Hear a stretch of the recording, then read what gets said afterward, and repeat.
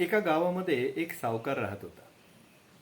गावात आलेल्या यात्रेकरूंचे जेवण ह्या सावकारांच्याच घरी होई असा तिथे प्रघात होता.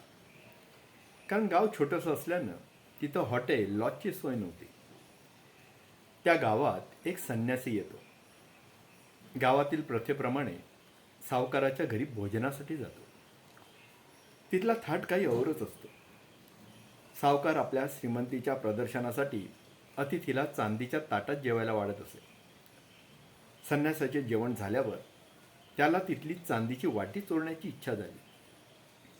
त्याप्रमाणे तो चांदीची वाटी झोळीत टाकून धर्मशाळेत झोपण्यासाठी आला.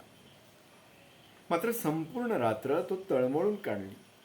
त्याला झोप काही लागली नाही. पहाट होताच तो लगबगीने सावकाराकडे जाऊन सावकाराची माफी मागून घडलेली गोष्ट सांगतो.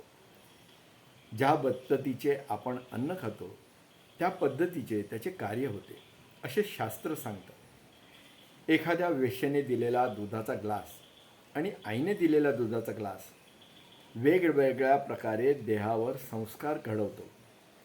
त्यामुळे आपण खाल्लेलं पौष्टिक जरी असलं तरी ते संस्कारमय असणं आवश्यक असतं. ही बात फार महत्त्वाची आहे. कारण हे अन्न आपली प्रकृती आणि आपली विकृतीही घडवण्यास कारणीभूत ठरतं.